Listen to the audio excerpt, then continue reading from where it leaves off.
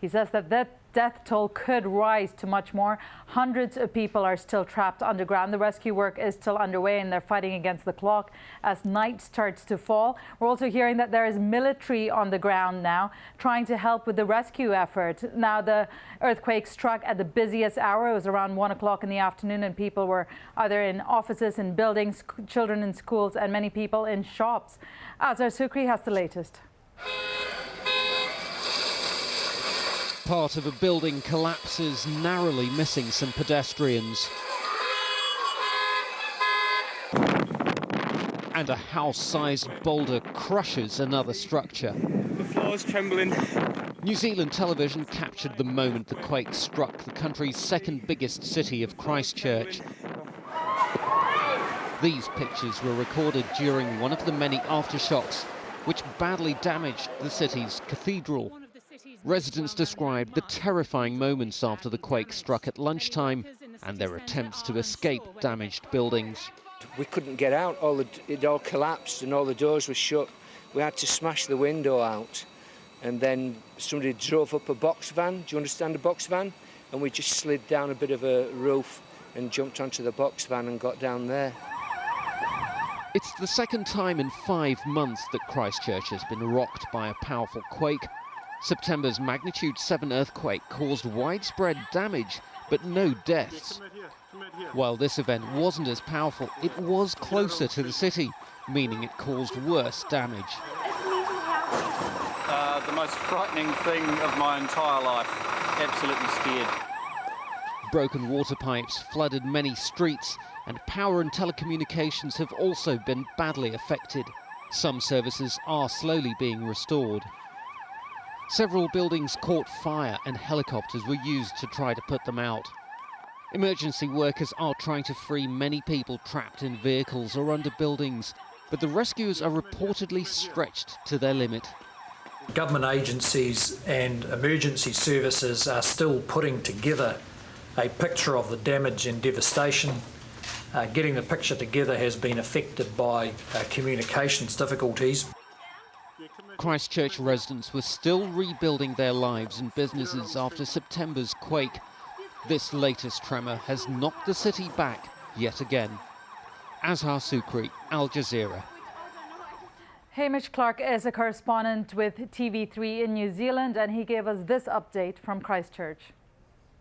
Well, we're in the very heart of Christchurch. The Air Force is flying overhead. They are taking satellite photos and video.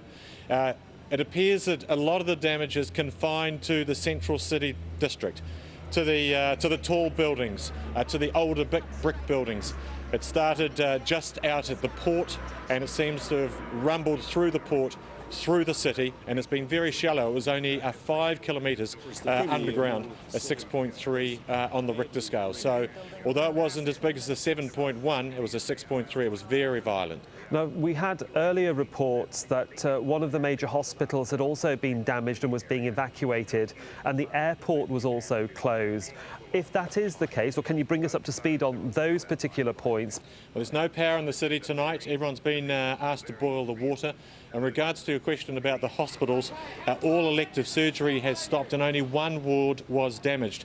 But there are other hospitals up and down the country that have made space available, made beds available, so that those that are injured can be medevaced out of Christchurch all over the country.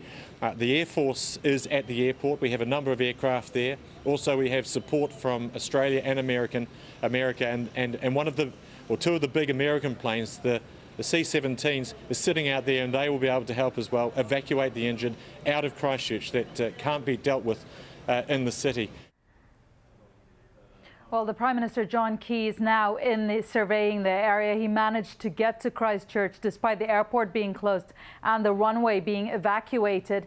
He has spoken to some of the survivors and the local media, and he told them and warned them that the death toll could rise. I don't think we can go past the fact that we may well be witnessing New Zealand's darkest day. The advice I've had at the moment, I think viewers will understand and appreciate that it's very fluid advice at the moment, but the death toll I have at the moment is 65, and that may rise. Well, earlier we spoke to Anne John. She was in the Christchurch area When the earthquake struck, she rushed home to find her house completely devastated. She spoke to us soon after that. Well, I think I was probably in the safest building in town, or what is regarded as the safest building. It's the new Christchurch Art Gallery, which has been built to very stringent earthquake standards. A lot of the glass did break in the building. It is, if anybody does know the Art Gallery building, it is thousands of panes of glass and a very striking building in that regard, but a lot of glass did break, and I was inside, thank goodness. We came outside to find a school party of small children with lots of small cuts over them, and of course very frightened and very shaken up. We spent a lot of time with them trying to ease some, or dab, some of their wounds and get some plasters and things onto them. And what was the scene like? Down, really. Sorry, Anne, what was the scene like? Sorry, Anne, what was the scene like around you as you got out? I mean, what did you see there? Terrifying, very, very shaken. The art gallery is in the heritage part of the city. A lot of the heritage buildings that were starting to be rebuilt and that hadn't been so severely damaged in the September earthquake are now extremely damaged. The cathedral in the centre of the city has lost its spire, and I believe there is a lot of damage, although the city has now been cordoned off. Nobody is able to go there. We walked back to our car and saw a huge amount of damage to the heritage buildings. We took an hour and a half to get home to our house on what is normally about a 7-minute drive.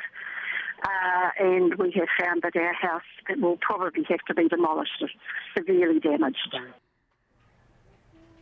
That was Anne Johnson, a witness and a victim, speaking to us. While communications are still severely disrupted, water and electricity are still cut at the moment, making the rescue effort much tougher. We'll, of course, update you on all the latest developments as we get it. But for now, I'll hand you back to Sohail in Doha.